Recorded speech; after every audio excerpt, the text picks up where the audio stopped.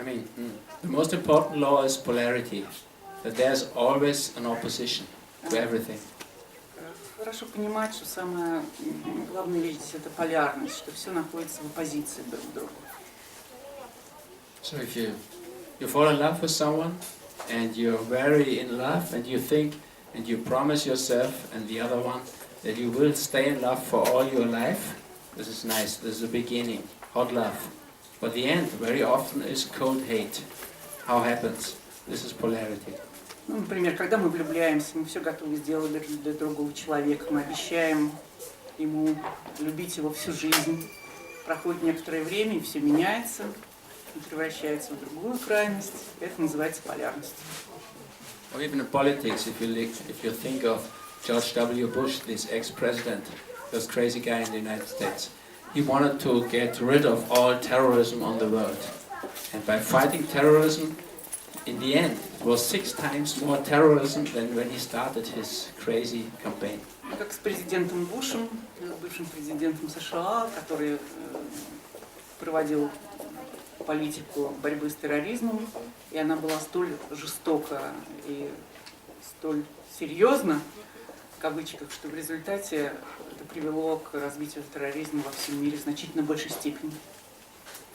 So the law of polarity says that if you try very hard one thing, you have always to be aware that it comes out the opposite.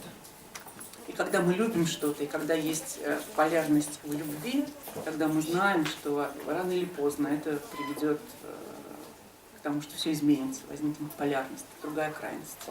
Because there's a tendency in this universe that the two opposites always have a tendency to come together. Существует в нашей Вселенной закон о притяжении двух полярностей, рано или поздно они встретятся. And the law of resonance, which is not so important, it's the second most important law.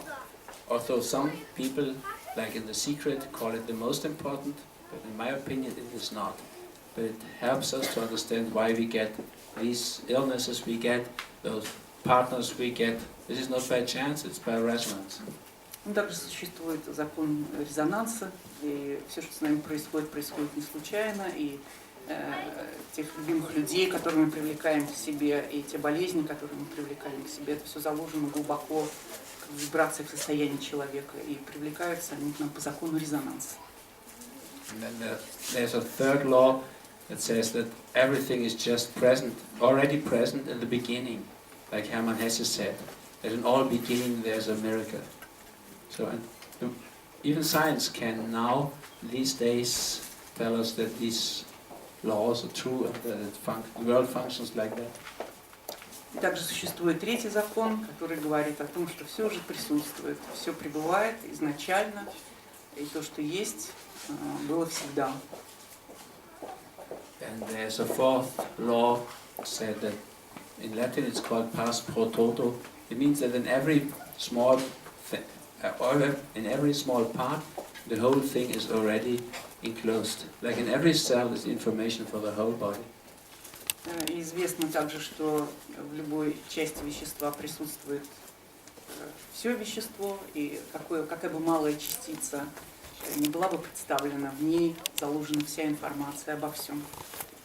In the seminar day tomorrow, you have the chance to learn these laws and to make some exercises with it to get to know them in the way they work in our daily life. И завтра на семинаре мы будем говорить об этих законах, будем делать упражнения вокруг этих законов и думать о том, исследовать, как они работают в нашей обычной жизни. Хотелось бы узнать об авторе этих необыкновенных книг. Как вы пришли вот к этому? С чего начиналось? Почему так увлеклись психологией? There are several ways for me to come to this. My grandfather was already a doctor and very interested in psychology. He was a medical doctor, but interested in psychology and all this stuff.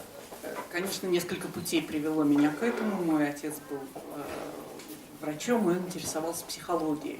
Для меня, конечно, это было началом. And personally, when I was 8, my mother changed husbands, and I got a completely opposite father for the second time. He was completely the opposite of the first one, so this was difficult for me, and I was interested how grown-ups can be so stupid. И вот такой отец у меня был до 8 лет, а когда мне было 8, мама вышла замуж второй раз, и у меня возник совсем другой человек рядом. Он был столь разительно иным, что я до сих пор поражаюсь, как взрослые люди могут быть такими глупыми. Глупыми.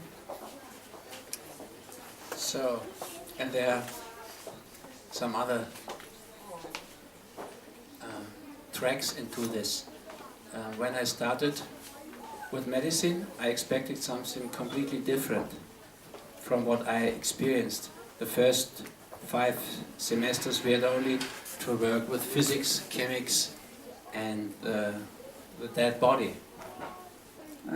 Еще одна вещь, которая привела меня к тому, кем я являюсь, это мои занятия медициной. Я начала заниматься медициной и был поражен тем, что первые 5 семестров мы занимались только физикой, химией и только физическими составляющими тела. So I started to study also psychology. After 4 or 5 semesters, half years of medicine, I started also psychology, but I finished only medicine. Поэтому после 4 или 5 семестров медицины я стал еще заниматься психологией, но завершил только курс медицины. And since I started very early to meditate, because my grandfather was interested in this, when I was 11 years old, he gave me books about yoga and meditation. So from 11 years on, I started to meditate. And I was always interested in this psychology of the Hinduism of India. So I wanted to go to India, and I studied this, and I was always interested in spiritual things. This is another track into this. Еще одним путем явилось то, что приблизительно в возрасте 11 лет мой дедушка дал мне книгу по медитации. И я стала интересоваться медитацией, духовной жизнью, был в Индии, сам практиковал. Это явилось еще одной составляющей моей книги. На Востоке. Вы были? На Востоке. Have you been to the Oriental countries? Yeah, very often. Да, очень часто. When I finished my studies in Munich and in the United States, I went 1 year to the hospital, only 1 year, and after 1 year I was so pissed off with this stuff that I went on 1 year traveling around the world to India, Nepal, and Latin America, Africa, and looked at all this shamanism and different kinds of treating for diseases. Я только год после того, как я завершил свое обучение в Мюнхене и в Соединенных Штатах, только год поработал в больнице, в клинике. И дальше было не очень приличное слово употреблено. Ему так не понравилась медицинская система, что он завершил. Уехал в Индию, уехал в Непал и много времени провел в путешествиях, в личной практике. But I always did a lot of traveling and not saw myself as being Austrian or German. More or less I lived for the last 10 years. For example, I lived in Bali. I spent 3-4 months every year in Bali and only came back to work in Austria, Italy, Germany, like this. So also now I have a residence in Bali. I'm more connected to Bali than to Germany. И последние 10 лет, каждый год, почти все зимы по 3-4 месяца он проводил на Бали. У него там дом, и он сейчас себя ощущает больше связанным с Бали, чем с Германией, где он родился, и Австрией, где он живет. А книги где лучше пишутся? На Востоке? Where is it nice, more pleasant to write books? There in Bali, in the Oriental countries, or at home? For me, Bali is much easier because people don't know me there. If in Austria or Germany, people know me quite well. There are millions of books And here in Russia, nobody knows me, and in Bali neither. No, I mean, here you have the picture of the editor of the books, not my picture, so I'm not known. And if you really want to be on your own and have silence for work, much easier in Bali than in Austria. Мне очень удобно на Бали жить, потому что меня никто не знает. А в Германии и в Австрии очень много книг издано, и меня знают все, и работать там трудно. А там я уединился и спокойно себе пишу. И в России меня никто не знает. Он даже... Знают, фотографий нет почему-то. We know you in Russia. We know you very well in Russia. But still I can go to the restaurants in Petersburg without anybody listening. And the neighbor table. That's different in Austria. Ну, по крайней мере, я говорит, могу... Сейчас он из Санкт-Петербурга только приехал. И говорит, что я там хоть мог в ресторан спокойно сходить, а в Австрии это невозможно. So in Bali it's perfect. I don't know here. Maybe in the shop. I hope. I think. Yeah. Вопрос. Говорят, что самых безнадежных больных из Европы отправляют в центр Майя, USA. А уже оттуда самых безнадежных отправляют к Рудигеру Дальке. И это приносит плоды, да? Да, то есть правда ли это, да? Что приносит ли это плоды? Да, правда. Yeah, there are some people who are coming for really terrible diseases to a place in Germany where I worked together with my wife for a long time, and there are therapists helping them. But I think going to the United States is really not a good idea if you're really ill. Да, The whole country is so ill. Да, такие случаи были в Германии. В Германии есть место, есть клиника, где он много лет работает вместе со своей женой. И действительно были такие случаи. Но лечиться в Америку, ехать, с моей точки зрения, не очень правильно. Maybe you could stay in Russia and find good therapists, but I wouldn't recommend to go to the United States. I studied there and I know the country very well. The whole country is so ill, you can't imagine how. Может быть, даже лучше было бы в Россию им приехать, в России остаться или приехать в Россию и здесь полечиться. Потому что в Америке это не совсем разумно. Я знаю систему, медицинскую систему Америки, и то, насколько американцы сами больны. Это вся страна больная, там неправильно лечиться. And if you go to the Mayo Clinic, for example, in the United States, it's very expensive and a good clinic, but only for university medicine. All these complementary medicine, I think they are not on a good way there. And it's much better the things we have in Europe. We have more tradition in this. И клиника Майя очень дорогая, и, может быть, какими-то совсем традиционными способами лечения не владеют, но дополнительными не очень хорошо владеют. Поэтому я бы не рекомендовала это делать. The only traditional medicine they had in the United States was the Indian medicine, and they killed most of the Indians and took nothing from them on a cultural level. So they have the things now from Europe, all these traditions. Самая здоровая медицинская, лечебная традиция в Америке происходила от индейцев. Но американцы убили всех индейцев, и теперь должны привозить все идеи, здоровые идеи о здоровой жизни из Европы и откуда-то еще. А вам ближе всего система аюрведическая или тибетская? I personally took several aspects of different systems, but I don't think that it's good for you being Russian to accept one system. You could take also several parts of the systems, like fasting you have in every tradition, but there's also a Russian tradition in fasting, I'm sure, because you're Christian, and there's a Christian tradition in fasting. So I would recommend to take your own things and go back to the roots, and then you can find other things in other cultures, like this breathing exercise you call rebirthing. This is a quite good thing. They are not all brought to the Anglo-Saxon world, or we call it connected breathing.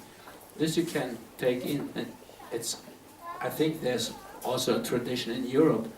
We have some hints in monasteries. Just take the things you can use for what you want. I think there's not one system which is let's say, the Indian system would completely fit to Russia. I don't think so.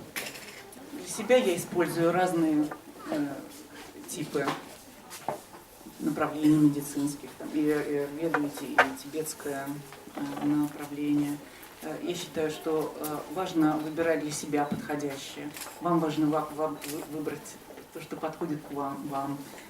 Я очень поддерживаю исследования корней нетрадиционной медицины, и территории, где где человек живет. Например, есть некоторые вещи, которые распространены во всех типах оздоровительных практик. Вы, наверное, христиане, страна большей частью христианская, и поэтому такая вещь, как пост, например, там, отказ от еды, она традиционна во всех направлениях традиционной медицины. Хорошо исследовать свои корни, следовать им. И потом, также в вашей стране, я знаю, что присутствуют вещи, которые были распространены такими людьми, как Леонард Ор, например, ребёфинг, связанное осознанное дыхание. Такие оздоровительные системы популярные, универсальные для всего мира. Хорошо пользоваться. For example, the last or most important thing I found 5 years ago was these American scientific data which say we shouldn't eat any protein of animals. So we should live vegetarian, but not only vegetarian, but vegan. But if you go back to your own tradition, you find Leo Tolstoy, and he said exactly the same things hundreds of years ago. And now it's coming from the United States, and then the world is saying, oh, what a wonderful new thing. But if you look back to your tradition, German tradition, English tradition, you find all these things much earlier stages.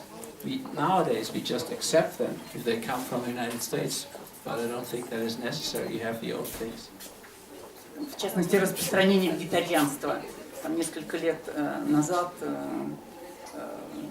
там стало ясно, что там, Америка является как бы родоначальником вегетарианства. Но это же на самом деле не так. Лев Толстой не ел мясо, и мы знаем, что многие традиции, древние традиции не рекомендуют есть мясо, поэтому все вещи, которые иногда там исходят из Америки, нужно исследовать немножко получше, задавать себе вопрос, а нет ли в наших собственных традициях таких же рекомендаций. Наверняка они есть. Как вы относитесь к традиционной медицине? И сейчас все мы знаем, что очень большой всплеск онкологических заболеваний, с чем это связано? What do you think about traditional medicine? And we know that nowadays there is a lot of cancer. What do you think about it? What do you connect this expanding of cancer with? What do you connect? For me, the most important thing in the whole of medicine is always psyche. So if I talk about psychosomatic medicine, I always mean the psyche and the body together. And if you look at the cancer, the process of cancer, then it has a psychological meaning, and it's a process of growth. And our modern growth is only in technological areas, in financial areas, and economic areas. We don't have enough growth processes on a conscious level, and that's what I think, that these growth processes sink into the body, and that's what we call tumor or cancer. Я думаю, что существует непосредственная связь между развитием рака в современном мире и тем, как происходит процесс роста, и что именно сейчас растет у современных людей. Это количество информации, это интеллектуальные знания, и работа духа, работа души происходит в значительно меньшей степени. А потребность у этого вида роста огромная, но не найдя свою реализацию, рост духа и рост души должен как-то завершиться в теле, оканчивается в теле, оканчивается через опухоль. В этом смысл распространения рака сейчас. Я связываю это с этим. And the second most thing with cancer is that we eat too much meat. We have data, scientific data since more than 20 years in Germany, that the more meat you eat, the more chances are, the better the chances are to grow cancer. So I think the most important thing on this level of natural medicine is to stop eating meat. And if you look at the Russian dishes, they're just too much meat. Yeah? So this is really a dangerous thing. It's not only the meat, it's also the milk products, all the protein from animals is really a bad thing for us. И второй источник, материальный источник, это большое количество мяса, которое потребляют люди. И 20 лет назад еще в Германии были сделаны исследования, которые подтвердили очень четкую связь рака и употребления мяса. И это не только мясо, это все молочные продукты, это все протеины животные. Это то, что нельзя есть вообще, неправильно. Also about this, I wrote a book. I don't know the word, the title in Russia, but in Germany it's called peace food, the same word as English. Peace food, a nutrition for peace. И я еще не договорила, он сказал, что русские блюда еще тоже очень мясные. Когда я знакомился с русским типом кухни, очень много мяса. I added that about that in Russia there is much meat. It's cold here, that's why we are eating meat. But that's not enough reason for. То, что холодно, это недостаточная причина, чтобы мясо есть. Я написал книгу, которая называется «Мирное питание. Питание для мира». Добрый день, господин Дальке. Я мечтала вас увидеть, потому что когда человек, кто-то написал много книг, которые я люблю, а я не вижу этого человека, он к нам не приезжает, то, может быть, это группа товарищей, может быть, это вообще кто-то скрывается с этим. И вопросов несколько. И вот если коротко с вопросами, то какой вы вегетарианец, может быть, вы веган, строгий, не строгий, какой, и давно ли, это раз. И кто кого вы считаете, чьим вы считаете себя последователем, и, может быть, кто-то в России ваши идеи также ценит и несет дальше. I'm even worse, I'm a vegan. I eat nothing from animals. Я вообще ничего животного не ем. How long? I'm vegetarian for more than 40 years and vegan since 4.5 years. 40 лет вегетарианец и 4,5 года строжайший. То есть ничего из животного происхождения. What do you eat? What do I eat? Nuts, soya. You can eat everything, only you don't eat protein from animals. And I can tell you, I eat nowadays much richer, much better. I've never eaten so beautiful dishes and so tasty dishes since I'm a vegan. Можно все есть, абсолютно все, кроме протеинов животного происхождения. И я скажу честно, что так вкусно, замечательно, разнообразно я никогда не ел, когда отказался от протеинов. Да, замечательная пища имеется вне протеинов животного происхождения. Это и есть, а у нас ограничено. Maybe in South, No, that's not true. but here it is restricted. Нет, это неправда. No. I mean, you can do this in northern Germany, of course, too, and you can do this in England, and there are vegan people in Sweden and in Finland, so you can do this everywhere. It depends. I tell you, in 10 years, nobody will eat like you eat today. It's also with the smoking. You're still heavily smoking in Russia, but this will stop because it's so connected to cancer that I think it takes another 10 years, then also in Russia this will come around and people will see that there's a connection. And also with the food stuff, the data is really based on huge numbers of people and can be sure that will change. Я знаю многих людей из северных стран, которые прекрасно обходятся, значительно более севернее, которые живут, чем живете вы, которые прекрасно обходятся без протеинов животного происхождения, которые много лет так живут, и они здоровы. И в России это поменяется тоже. И то же самое будет связано и с курением. В отношении курения я считаю, что произойдет то же самое. Сейчас Россия считается одной из самых курящих стран. Не пройдет и 10 лет, как многие прекратят есть мясо и вообще протеины животного происхождения и не будут курить. Этот процесс будет происходить. In general, the most important thing is the psyche, but also the body. And from the body viewpoint, nutrition is important. Конечно, произойдут изменения в психике, в сознании, и тогда будут происходить изменения в теле. Конечно, питание для тела очень-очень важно. Чьи последователи, может быть, кто предшественники, кого он таковыми считает, и кто-то в России поддерживает те же идеи, продолжает их, он, может быть, дружен с ними.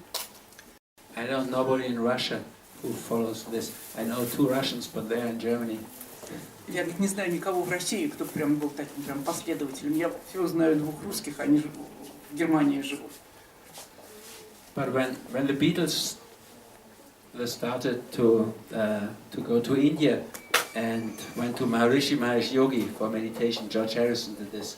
Then of course we went also to India, and I followed this Maharishi, this yogi, for some time. Yeah, but then I dropped out of this movement again.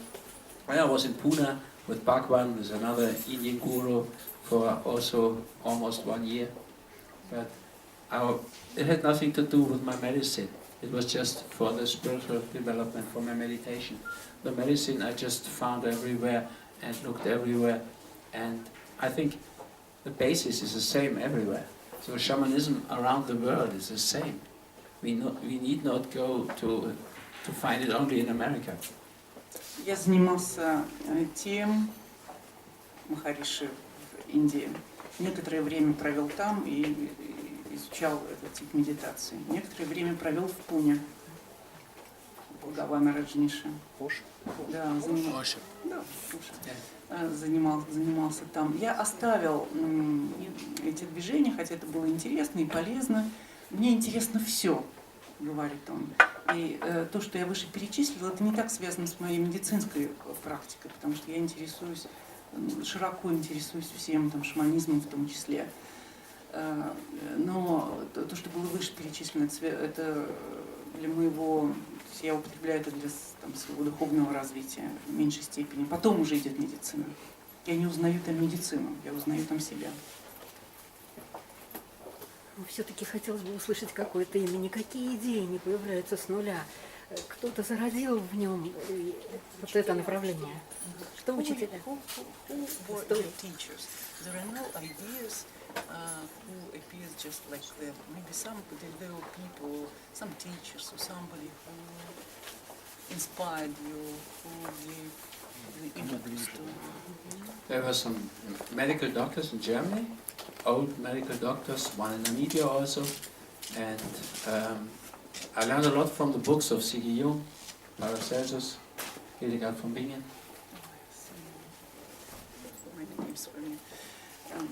Я узнал очень много из книг. Я узнал многое в Германии от старых докторов. И когда работал в Намибии. And I read the books of Paracelsus, or Hildegard von Bingen, mostly C.G. Jung, the Swiss psychologist. Carl Gustav Jung? Oh, yes. Wilhelm Reich. Да, Вильям Райх, Карл Густав Юнг, мои вдохновители. Парацельс? Парацельс, да, Парацельс был сказано.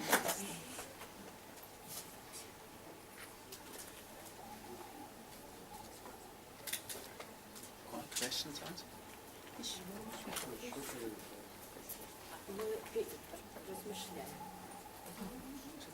We're thinking over.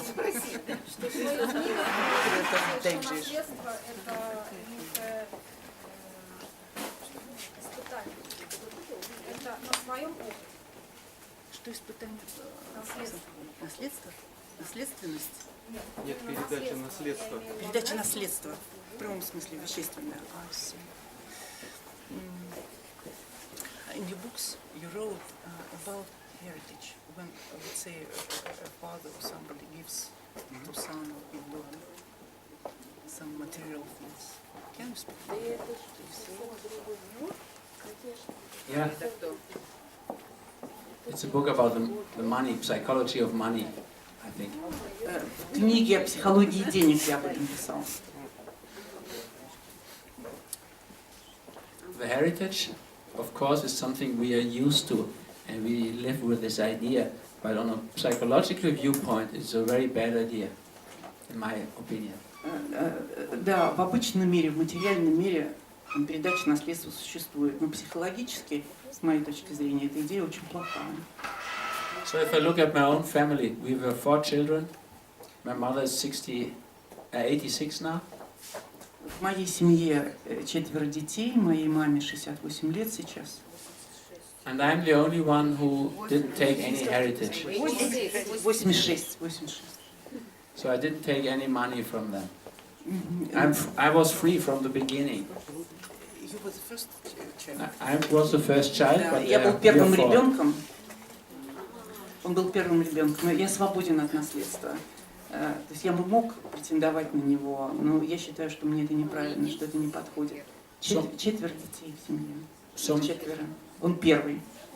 So my sisters and my brother, they got already a lot of money from the family, and they are still waiting for more.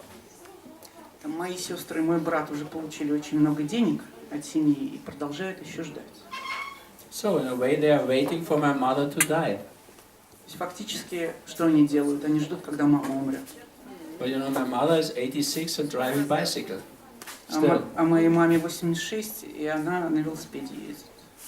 she's quite well off. И она здорова, достаточно I need здорова. not hope that she dies soon, as my sisters and my brother, they still need money, and I was never used to taking it. I behaved in a way it was very easy for my parents to say, no, you don't get any of our money, and I was very satisfied with that. Я так себя вел всегда, показывал, что мне деньги не нужны. Ну, видно, он говорит, что он, может быть, хулиганом был. Я так себя поставил, что семья говорила, тебе не нужны деньги.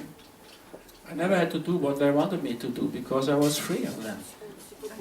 И я была очень...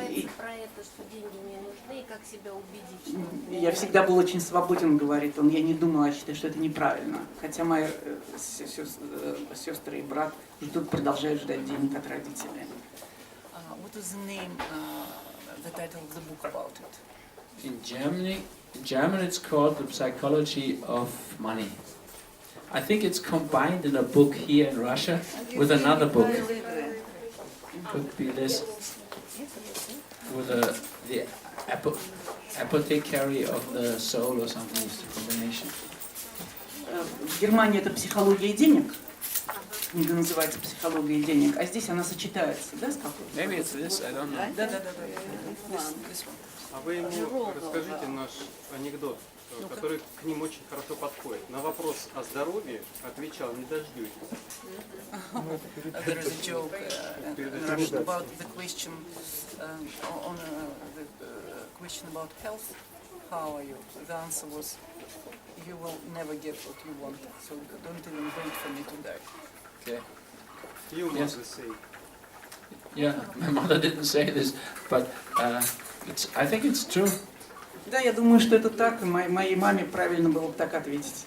It's ridiculous to wait for decades for money. It's ridiculous. Поэтому это очень глупо, когда ждут деньги от других людей и ждут смерти, чтобы получить денег. Это глупо. And all the time you wait for someone giving you money, you always have to buy in a way to him. If you get the money from someone, you have to buy to him in a way. You are not free. И когда мы ждем от кого-то деньги, это фактически покупка этого человека. Это не очень честно, это не очень прямо. Это плохо. Ждать денег не нужно. And the quality of the money is completely different. If it's your own money, which you gained by a work which you like. It's psychologically completely different money if it as the money you take from parents which you have nothing done for. И качество денег очень разное. Те деньги, которые заработаны честным трудом, это одни деньги, а те деньги, которые приняты от родителей ни за что, а просто так, совсем иные деньги. So today, with over 60 years, I'm very happy that I didn't take any money from my parents or grandparents, and I did what I wanted to do. And now I am the one from the 4 children who pays for my mother that she has the living. I think it's appropriate for her, because the other 3, they don't have money enough to give money away. I can afford to give some money to my mother. И сейчас мне почти 60, и я за все время ни разу, за 60 лет он сказал так, ни разу не взял денег ни от своих родителей, ни от своих бабушек и дедушек.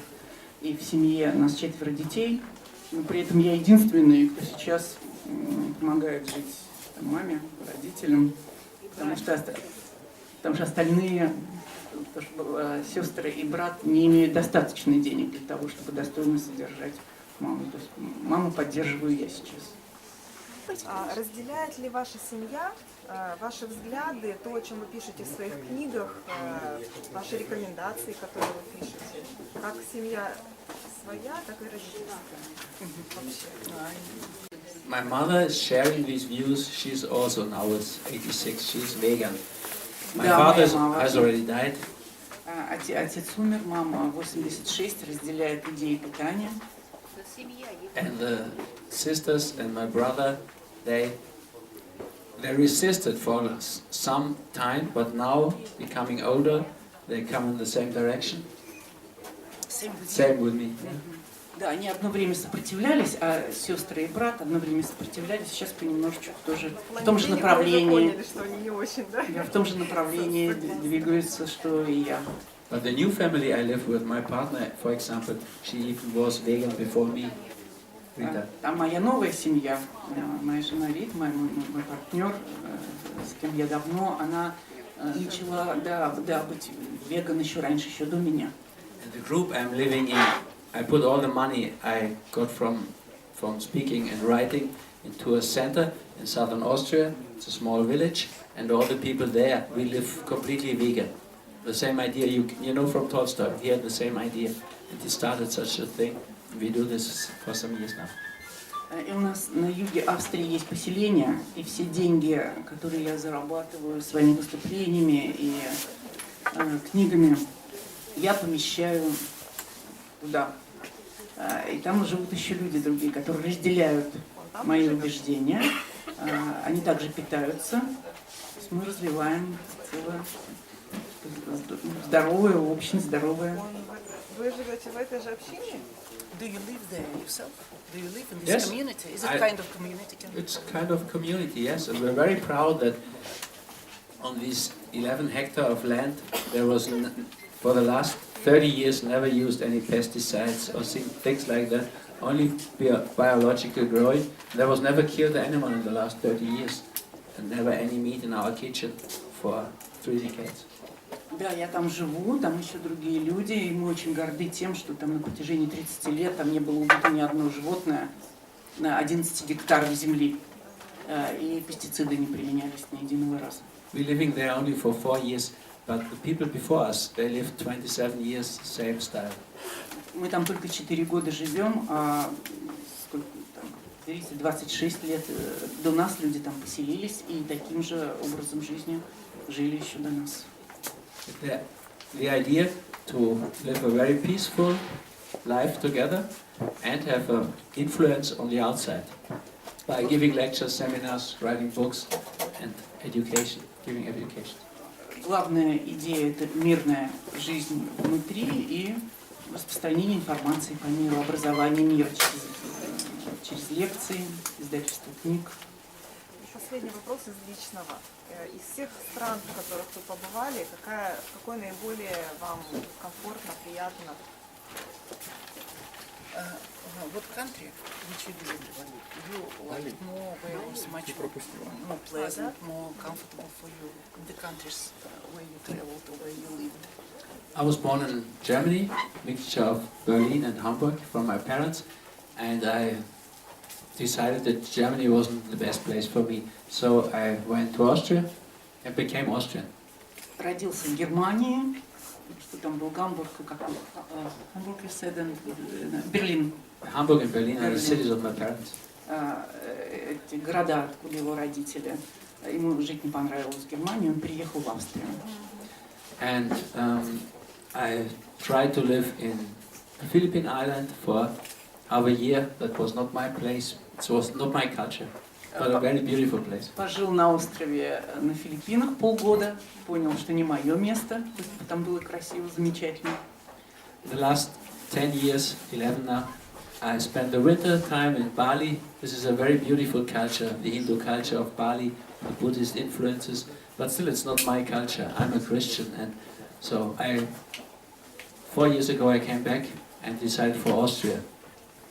Мы пожили на Бали, туда ездим часто, 10-11 лет они там проводят много времени, но также понял, что все-таки это не христианская культура, и ему там сложно, и постоянно живет в Австрии, и любит это место на юге Австрии. I also lived in Italy for some time. I had a house in Italy because I liked this idea of Dolce Vita, but it's not my culture too. I'm not as relaxed as the Italians are. I like it and I enjoyed the time, and I still work in Italy a lot and speak Italian quite good, but it's not my culture. В Италии есть дом, Италию очень люблю, говорю по-итальянски, Дольче Вита мне нравится, расслабленность итальянцев нравится, но все равно это не моя страна, не моя культура. And since I would never go back to Berlin or something like this, but the German language is really my language. And I think in this language, I dream in this language, I write poems in this language. In the end, I always have a tendency back to the German language. And for me, Austria is really a perfect country. It's so small, it's so unimportant. The politics of Austria doesn't interest anybody. And so this is really not an important thing. It's full of culture. Austria is a very small country and there's a lot of culture. Я никогда не вернусь жить в Берлин, но я очень люблю немецкий язык. Думаю по-немецки, вижу сны на немецком языке, люблю немецкий язык. Поэтому Австрия для меня очень подходящее место для проживания. Страна маленькая, никого не интересует, то есть спокойная, политика у нее спокойная. Очень нравится Австрия. But in the end, I'm a fugitive from the family, so I was never really home. You know, I was born in Eastern Berlin, the communist part, then they took me over the border, and my parents changed, I think, 20 times. So I've never had this feeling of home.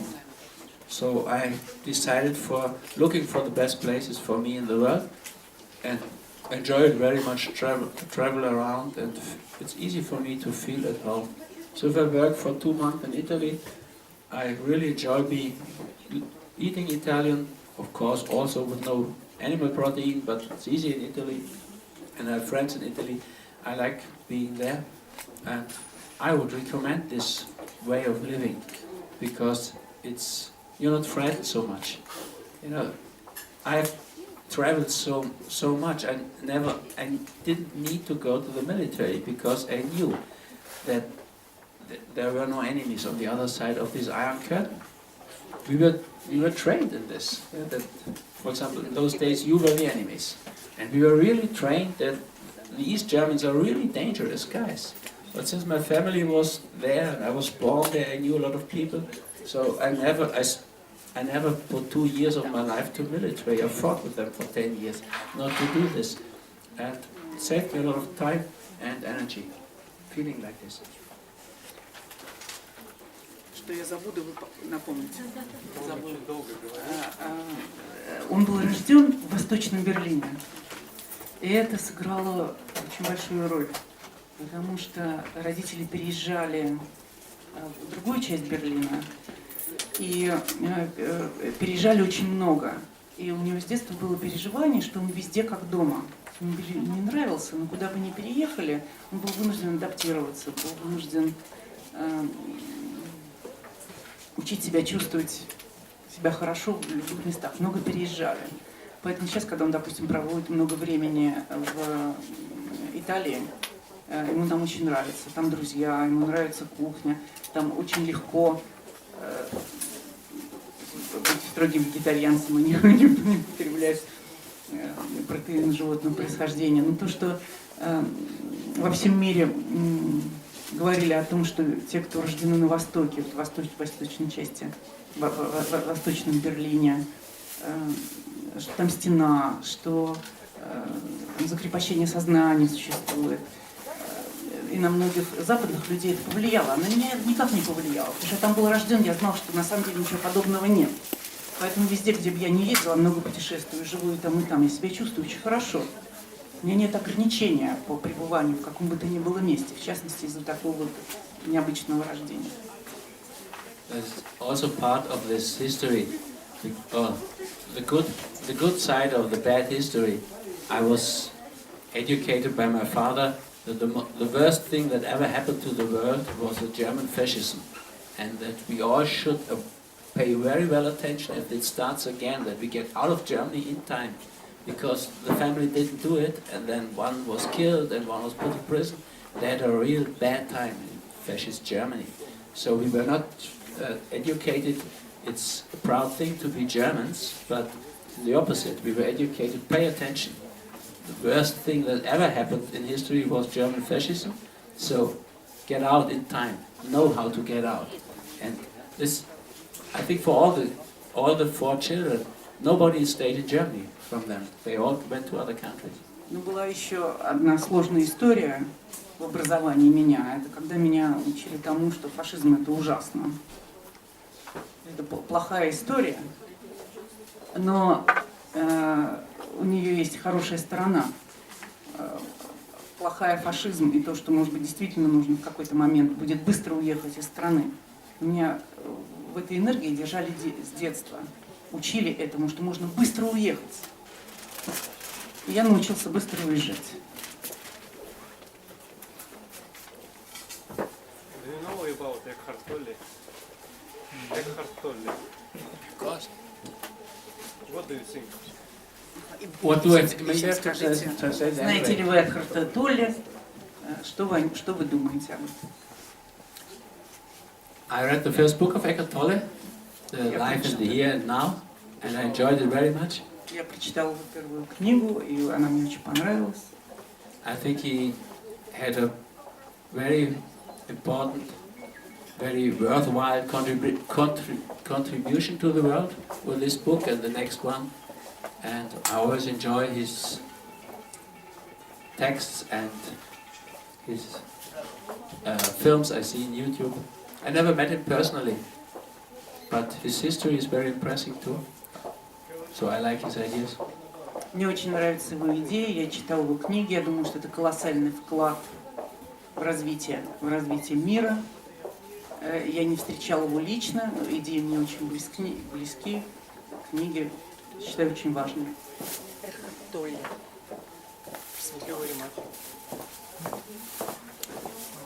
А вы не скажете, какой у вас вот режим дня? Что вы делаете каждый день обязательно? Употребляете ли вы витамины или добавки, как популярны во всем мире? Tell about your routine day. How do you live? What do you do every day? Do you have vitamins?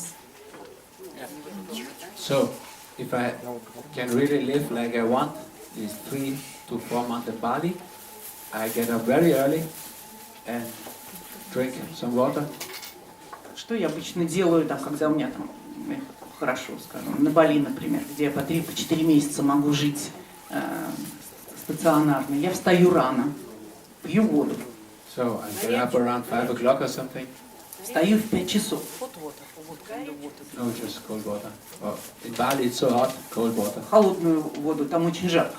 А сколько вообще за сутки? And then I meditate, Затем я медитирую, maybe an hour.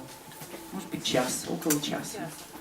Then I write chapter of a book or on a chapter. for until maybe 11 or 11:30. Затем пишу там до 11, до половины 12. Do you do some yoga? I do some Tai Chi and Qigong. Тайчи, чигун. My partner does yoga.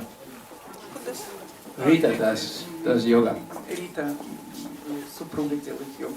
And then we eat some fruits. We get a really beautiful plate of fruits, Balinese fruits, mangoes and papayas and things. I don't know, pineapple.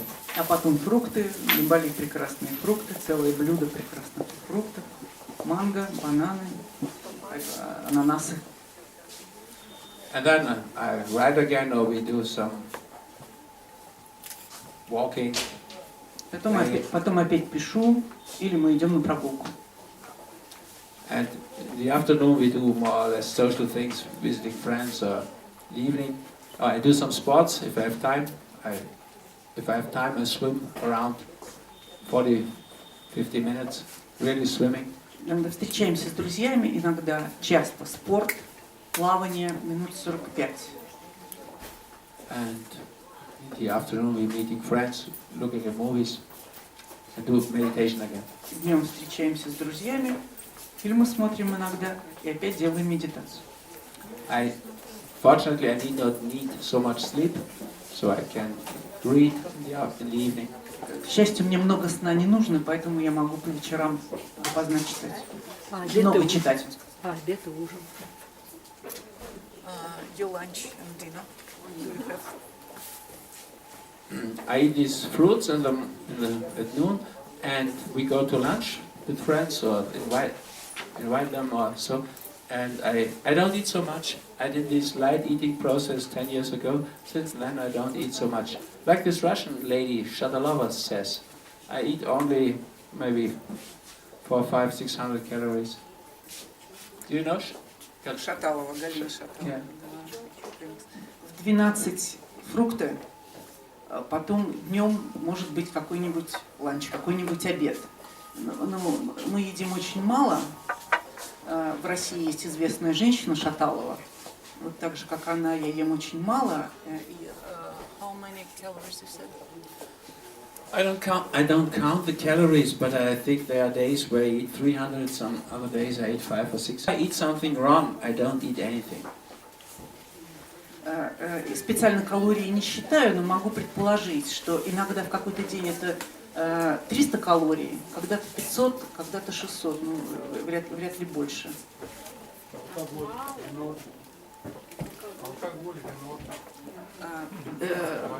Not very many calories, she said, and there is a question.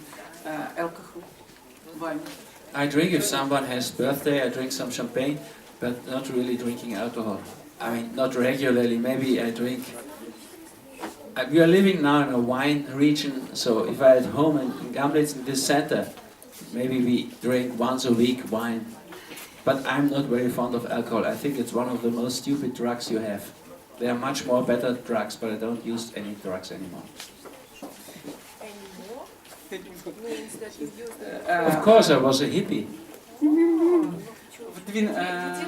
Я иногда могу с друзьями когда-нибудь на день рождения выпить шампанского, поскольку живут они в очень районе, винный район, как сказал он, иногда, может быть, раз в неделю, он сказал, бывает бутылка вина. Говорит, и лучше, может быть, Господи, прости, наркотики, чем алкоголь. Алкоголь – жуткая глупость, говорит он. Был вопрос, а вы что, употребляли? Ну, когда я был молодой, я был хиппи, сейчас нет.